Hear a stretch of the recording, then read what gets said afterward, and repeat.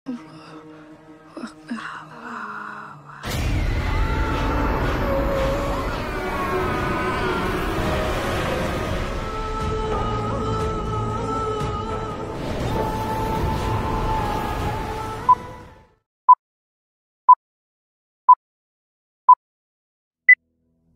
diawali dengan dibangunkannya Sri Rahayu untuk sholat subuh oleh bapaknya. Ketika sedang melaksanakan sholat, dia mendengar suara kegaduhan di luar kamarnya. Setelah selesai sholat, segera ia bergegas keluar kamar untuk mencari tahu apa yang terjadi. Betapa terkejutnya Rahayu, ternyata ayahnya sedang dianiaya oleh dua orang berpakaian hitam-hitam. Rahayu sempat melawan dan menggigit pipi orang yang menahan dirinya. Akan tetapi ia hanyalah seorang wanita sehingga dengan mudahnya dilumpuhkan oleh para penjahat. Di depan matanya, dia melihat ayahnya dipenggal dan kepalanya ditancapkan di pagar rumahnya. Pada tahun 1998, terjadi pembantaian para dukun yang dilakukan oleh orang tak dikenal dengan menggunakan pakaian ala ninja dan salah satu korbannya adalah Pak Semedi ayah Rahayu. 2 tahun setelah kejadian, Rahayu dan ibunya kembali pulang kampung. Mereka tinggal di ruko tengah pasar peninggalan mendiang ayah Rahayu. Untuk menyambung hidup, Rahayu bekerja di sebuah toko baju. 2 yuk. Itu 10 Bu, mau dibawa semua. Ketika pulang kerja, telah ada Mbah Sentot yang sedang berbincang-bincang dengan Nuning ibu tiri Rahayu. Assalamualaikum. Waalaikumsalam. Mbah Sentot menginginkan Nuning dan Rahayu ikut tinggal bersama dirinya, dan menjual ruko sesuai amanat dari mendiang ayah Rahayu. Dikarenakan setelah peristiwa kematian ayah Rahayu, prasangka orang di sekitar situ semakin menjadi-jadi terhadap mereka. Sebaiknya kamu kembali ke Wonosalam. Sejak kecil kamu dititipkan sama aku. Ayu maunya di sini. Kamu yang tentukan. Cuma mereka yang aku punya. Kamu tahu kan sejarah suamimu di sini? Prasangka orang makin menjadi-jadi. Adegan berpindah kepada Rahayu yang sedang mengantarkan pisang kepada Mbah Surwo. Tanpa sengaja matanya tertuju pada tongkat hijau berbentuk ular. Tak lama Mbah Surwo pun datang. Ia mengatakan bahwa tongkat itu adalah pemberian dari mendiang ayah Rahayu untuk dijaga karena tongkat itu merupakan tongkat keramat. Ketika pulang, Mbah Surwo memberitahukan kepada Rahayu bahwa mendiang ayahnya masih memiliki rumah di belakang pasar yang sudah diwakafkan menjadi musola. Malam itu juga, Rahayu menyambangi musola tersebut.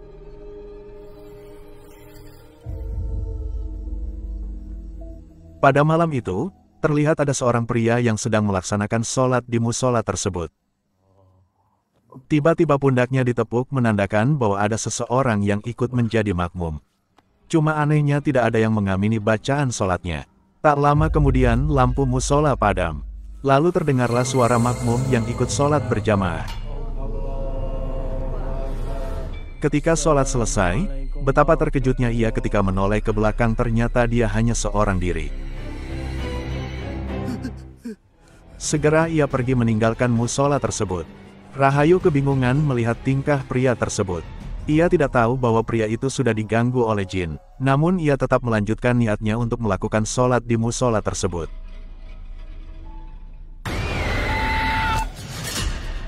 Ketika sholat, ia mendengar suara bisikan makmum di belakangnya.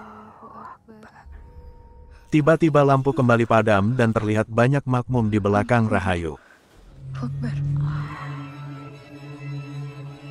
Ketika selesai, betapa terkejutnya Rahayu ketika jin-jin tersebut menampakkan dirinya.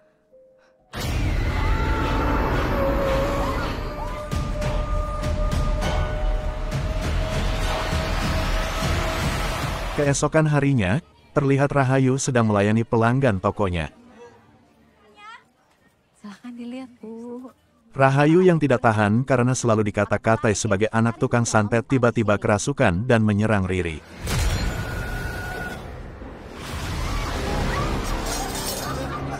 Beruntung Ratman dan warga sekitar datang melerai, dan menyadarkan Rahayu. Ternyata ia kesurupan, setelah mengunjungi musola semalam. Warga sekitar mempercayai bahwa banyak jin peliharaan mendiang Bapak Rahayu di musola itu. Semuanya tenang dulu, diem dulu, tenang dulu ya. Bener ada yang ganggu kamu di musola itu? Yuk, ayo. Ketika sampai di rumah, ibunya mengingatkan apabila dia sholat di musola tersebut dan merasakan gangguan dari makhluk halus, ia diminta membaca ta'awuz dan meludah ke kiri 3 kali. Keesokan harinya, Rahayu mengunjungi musola itu lagi. Di sana, ia melihat seorang bapak sedang diganggu oleh makhluk halus ketika melakukan sholat.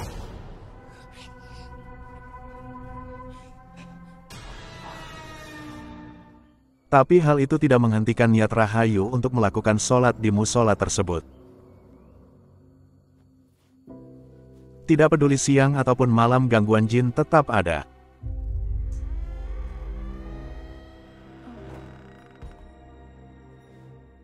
Setiap gangguan yang datang membawa Rahayu ke peristiwa masa lalu yang terjadi di tempat ini. Ternyata Rahayu memiliki bakat seperti bapaknya, mampu berkomunikasi dengan makhluk halus. Suatu ketika, Rahayu kesurupan dan ayahnya meminta bantuan Mbah Sentot untuk menyembuhkan. Nggak mau kalau Rahayu bergaul dengan makhluk-makhluk itu, Pak Haji. Tolong bersihkan Rahayu, selamatkan dia, Pak. Mbah Sentot mengatakan bahwa Rahayu dapat sembuh asal semedi membuang kemampuannya dan tidak lagi bekerja sama dengan para jin. Adegan berpindah kepada Nuning yang sedang terlibat pembicaraan dengan Ibunda Riri, penjaga toko yang diserang oleh Rahayu. Sekarang sampai maunya apa? Mau bunuh anak saya? Beruntung Rahayu datang dan meminta maaf atas apa yang telah Saya terjadi. minta maaf. Ibu terima permintaan maaf saya. Warga pun membubarkan diri. Nuning mengingatkan Rahayu untuk bersikap wajar demi ketenangan keluarga mereka. Dan Nuning juga menyampaikan bahwa Pade Sentot telah menawarkan mereka untuk tinggal bersamanya. Akan tetapi hal itu ditolak oleh Rahayu dikarenakan ia merasa bahwa Mbah Sentot mempunyai niat buruk ingin menguasai warisan peninggalan ayahnya. Adegan berpindah kepada Rahayu yang sedang berada di musola untuk melakukan sholat. Ketika menunaikan sholat, gangguan pun terjadi lagi. Ia melihat Rahayu kecil sedang tertidur di pangkuan makhluk halus. Sontak itu membuat dia kaget, akan tetapi ketika ia lari secara tiba-tiba ia malah masuk ke dimensi lain. Ketika ia berusaha kembali dan terkurung oleh jin, tiba-tiba ada tangan yang menarik dirinya. Dan dia tersadar sudah berada di rumah Mbah Surwo. Lalu Mbah Surwo pun mengatakan bahwa Rahayu mempunyai kemampuan yang tidak dimiliki kebanyakan orang. Rahayu mampu mengundang para jin untuk datang tanpa ia sadari. Adu mulut pun terjadi lagi. Kali ini Bu Minah menuduh Nuning menggunakan ajian penglaris. Makasih. Terima kasih. Gak emaknya, gak anaknya. Kalian berdua ini memang hebat. Hebat. Dasar keluarga setan. Setan semuanya. Rahayu yang melihat kejadian tersebut di luar kendalinya, tiba-tiba ada ular menyerang Ibu Riri. Yang mengakibatkan kaki Ibu Riri kesakitan dan membusuk.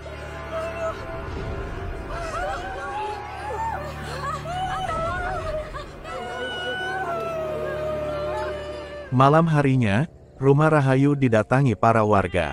Mereka menuduh Rahayu dan ibunya melakukan santet terhadap Ibu Riri. Kandar, ada apa ini?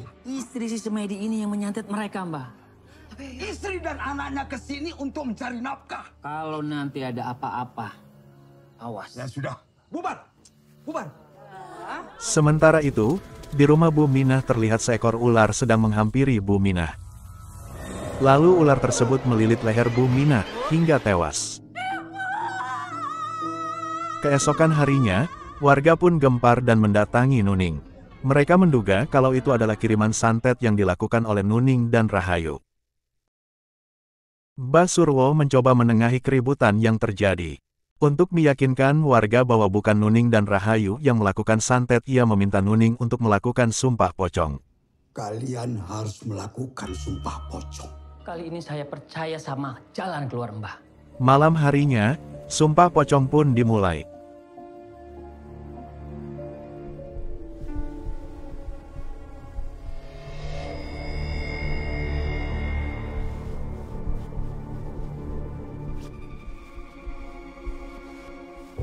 Tidak melakukan santet, memang saya melakukannya.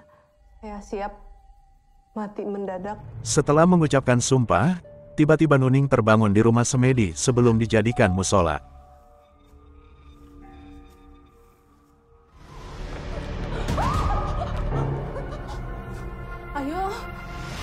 Lalu Nuning melihat ada sesuatu berwarna hijau masuk ke dalam tubuh Rahayu. Dan para jin pun tunduk kepada Rahayu. Dan Nuning pun terbangun. Sesuai kesepakatan, apabila Nuning selamat setelah melakukan ritual sumpah pocong, maka tuduhan bahwa dirinya telah menyantet adalah tidak benar. Dan Mbah Surwo pun meminta warga untuk membubarkan diri. Keesokan harinya, terlihat Nuning sedang membicarakan ruko kepada orang suruhan Mbah Sentot. Rahayu tidak menyetujui kalau ruko tempat mereka tinggal akan dijual. Ia berpikiran bahwa Mbah Sentot ingin menguasai harta peninggalan ayahnya. Orang-orang itu suruhan Mbah Sentot kan? Iya kan, Bu? Dan sekarang, dia yang akan menguasainya. Lalu Nuning pun mengingatkan Rahayu untuk tidak berprasangka buruk karena Mbah Sentot telah banyak membantu menyadarkan bapaknya untuk meninggalkan praktek perdukunan. Dan ia mengingatkan Rahayu untuk tidak berhubungan dengan para jin supaya iblis tidak bisa menguasai mereka. Tiba-tiba mata Rahayu berubah menjadi hitam. Iblis itu nafsunya Mbah Sentot untuk menguasai Bapak, Bu. Yang setan adalah padimu yang terlihat soleh itu. Dia yang merencanakan pembunuhan itu. Setelah itu Rahayu pun pingsan. Ketika terbangun ternyata hari sudah sore. Segera Rahayu pergi ke toko tempat ia bekerja. Setibanya di toko, ternyata sang pemilik toko sudah memecat Rahayu. Bu. Ayu. Iya, Bu. Ini punya kamu. Besok kamu nggak usah datang lagi ya ke sini. Maksud Ibu? Kamu Ibu pecat. Mendengar hal tersebut, Rahayu menjadi sedih dan kesal sehingga dengan mudah iblis merasuki Rahayu.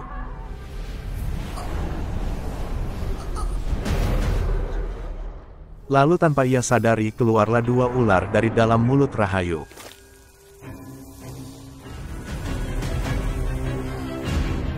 Satu menyerang Nuning ibunya dan satu lagi menyerang pemilik toko yang memecat dirinya.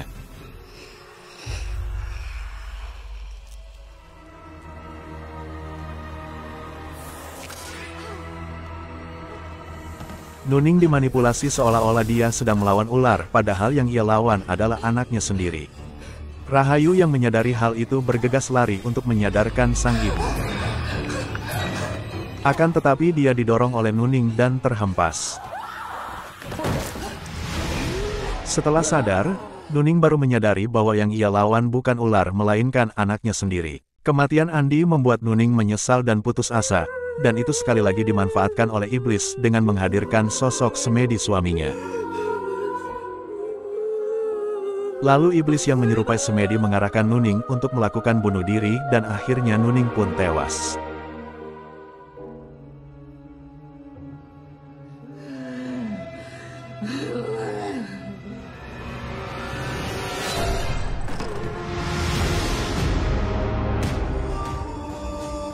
Mbah Sentot yang mendengar kabar tewasnya Nuning segera membawa Rahayu ke pesantren miliknya untuk diruqyah.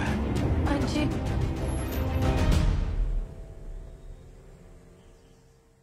Setibanya di sana, Bu Ajeng pun menerangkan kepada Rahayu bahwa Mbah Sentot tidak ada niatan untuk menguasai harta mendiang ayahnya karena beliau sudah kaya dan berkecukupan.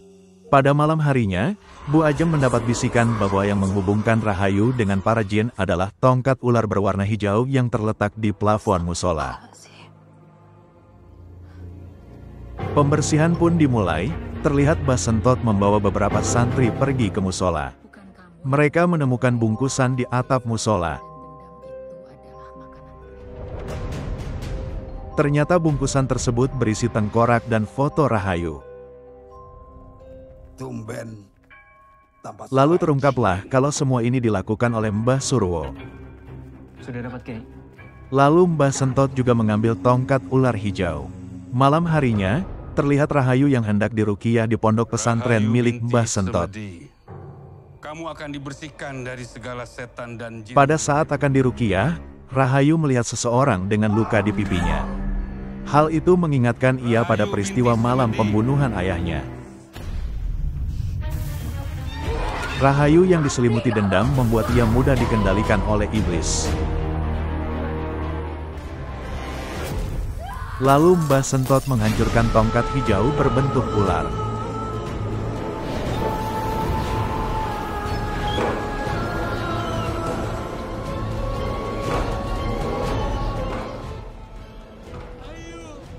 Rahayu ingin mengetahui siapa yang telah membunuh ayahnya. Kamu tahu siapa yang membunuh bapakku? Ternyata otak di balik pembunuhan ayahnya adalah Mbah Surwo. Dia dendam dikarenakan beberapa pasien langganannya diambil oleh Semedi. Lalu diperintahkanlah 2 orang muridnya untuk merebut tongkat ular dan menghabisi Semedi.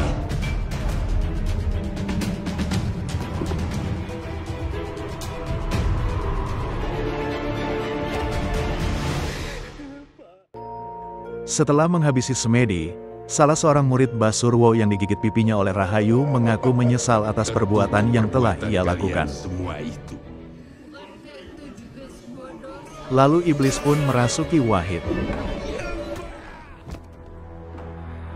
Wahid pun menyerang dan membunuh Mbah Sentot. Lalu Ibu Ajeng menyadarkan Wahid. Istighfar, Le. Aku batas mati. Setelah sadar, Wahid pun bunuh diri. Dia layak untuk mati. Lalu Bu Ajeng pun menyadarkan Rahayu. Dia membacakan ayat suci Al-Quran dan Rahayu pun pingsan.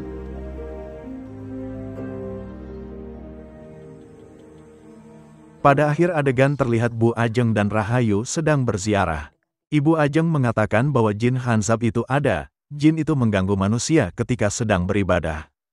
Dan Ibu Ajeng juga mengingatkan Rahayu untuk menghilangkan dendam dan amarah, karena dendam dan amarah adalah sarangnya setan. Assalamualaikum. Waalaikumsalam.